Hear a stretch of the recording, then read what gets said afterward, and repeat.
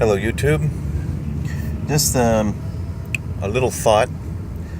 Just really strange driving here. Really strange on how suddenly Walmart is beginning to move out of the small towns. When you think of the magnitude of that, after having put, not to count the recession, the pressure that governments and corporations are putting on people regarding recession and regarding economic problems, putting the money squeeze on people, Walmart is now moving all of their stores out of small rural towns. Well, what does that mean? That means that the mom and pop stores that dealt with the butcher, with the tool store, the bread store, the grocery store, Walmart basically put them all out of business. Now suddenly, Walmart is pulling out. That's something very suspicious, because if something like martial law or something began to happen where there was a food shortage in the bigger cities, that would snuff everybody out of the smaller towns and bring them into the big cities, which is more than likely where governments and corporations and politicians and those cockroaches that work in the dark want them to be. For what? We don't know yet, but it's sinister.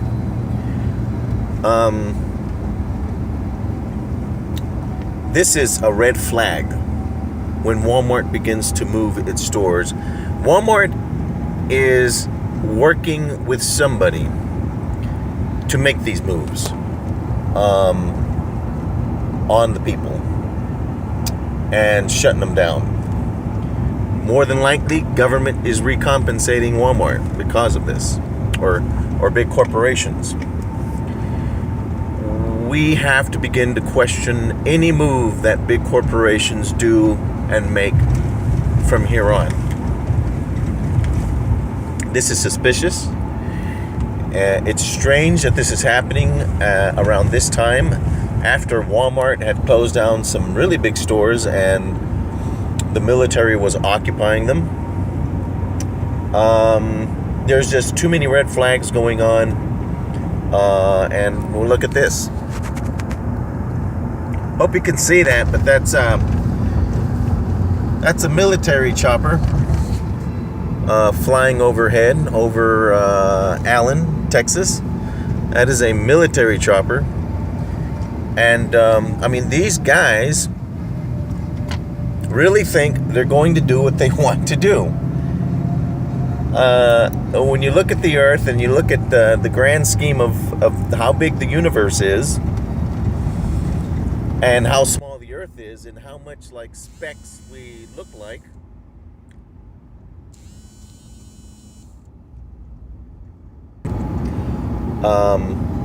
how we look like these tiny ants looking from the heavens below.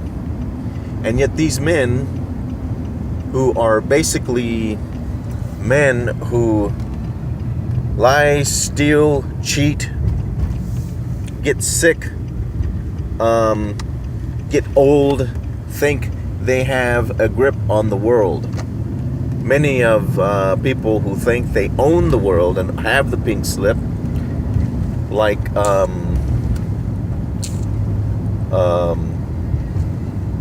I would say like people like Bill Gates, like Warren Buffett, people like the Rockefellers, people like the Rothschilds. They literally think they own the earth because they have the majority of wealth. But how foolish it is to think that. How foolish it is to think that they can surpass and go against the universal laws that are set in place by the grand architect of the universe, who is Jehovah God. It's not the devil. It's not that billy goat. It is Jehovah God. The sons of the kingdom need to begin to clamor, and they need to start opening their mouth and speaking out against the New World Order. Speaking out against these cowards that are doing everything under the lining because they're too much of a coward to bring it out before the people. They know they will be lynched. They know they will be torn to pieces and dismembered if the people ever found out. And that's not to say that still cannot happen. It can still happen. But them, with all their military powers and all of their soldiers and all of their sophisticated helicopters and their ballistic missiles and their bunker busters and their drones, they think that they can do anything. But what they don't realize is that it was Jehovah God that made Nimrod, who wanted a one world order, confused them by confusing all of the languages of the people. And this made them disperse. It was so easy for Jehovah God to do. Egypt, they went after Moses, they went after Jehovah's people, and Pharaoh and his chariots were destroyed. There's yet to be a movie that shows Pharaoh being destroyed in the Red Sea, so there's no accuracy there. But the scriptures say that Pharaoh was destroyed. He did come to recognize that it was Jehovah God that basically pounced him with the waves of the Red Sea. 185,000 Assyrian soldiers met their death and met with their doom when they tried to go up against the people by the order of their kings and military commanders. And one night, one angel destroyed 185,000 Assyrian soldiers. It was foretold that Alexander would eventually die off in the book of Revelation, and that his 4 generals would be dispersed. Xerxes, the Medes and the Persians, they tried to exalt themselves into power and with arrogance tried to defy everyone, all the nations, and yet they fell too. Babylon fell. Now, these kings, these presidents, these rulers, these politicians have to realize about what happened with the story of Nebuchadnezzar. Nebuchadnezzar thought he was greater than God. He thought that he was more powerful and almighty than God, Jehovah God. Jehovah told him in a dream, "You are going to become like an animal and feast off the fields of the earth. And for 7 years, you will be doing this." And sure enough, he did. On all fours, eating grass off the fields of the earth. Nebuchadnezzar, the great king, was eating grass like an animal and was humbled. He came to recognize who Jehovah God was. Rome was another kingdom that was great and powerful, but eventually fell and was destroyed. The United States government is a very powerful government, has its tentacles all over the earth, has its interests all over the earth, and anybody that gets in the way of that are met with doom. Now, this is a funny thing. The book of Revelation symbolizes all these kingdoms that I just mentioned, all these powers and governments that I just mentioned, as a 7-headed wild beast. Now, at some point, the United States will cease to exist and slowly transform, as they're doing now, into a new world order. Now, there is an 8th king that comes from all the 7. This 8th king doesn't last long. It says that its end is that it will be immediately destroyed. Mark those words. Governments, politicians, corporations. What you're bringing about right now, as friendly and as beautiful and as Disney-like it may look, we know that you're working things underneath to cause violence that will allow you to go to the next level on how you treat the people, how you have control over them. And the one thing you have to realize,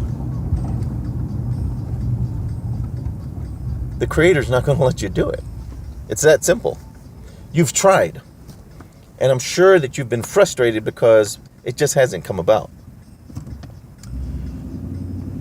It's because the Creator keeps getting in your way. And when He sets universal laws to keep you from doing certain things, you will never break those laws. No matter how bad you want to do it. You men who are weak and scared and in fear of the people of the earth. And you have to push a soldier in front of you. Protect me, protect me. I'm important because I have billions of dollars in the bank. That's nothing. You think your wealth is something, but that's nothing. There's a reason why these guys are giving billions away, because they see what's coming. So they make the people think that they're nice, but they really know the underlining purpose of what's going on. Mark the words of the scriptures, the 8th king. Everything has come about. Everything has been fulfilled. Everything has been prophesied exactly the way. This is what makes the scriptures, the Bible, the truth. Because the prophecies that are in it are potent and powerful. And mark the scriptures' words. The 8th king will, make no mistake, will be destroyed. The kings of the Father of Jehovah God will be revealed.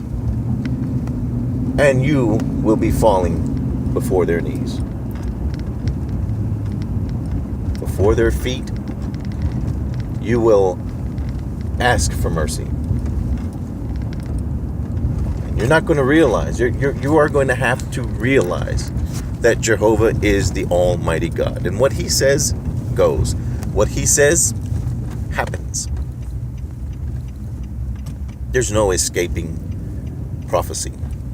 It's already set in place that the New World Order is going to fall. You cannot fight Jehovah, no matter how much material crap you may have. Your doom has already been sealed. It's already been written thousands of years ago.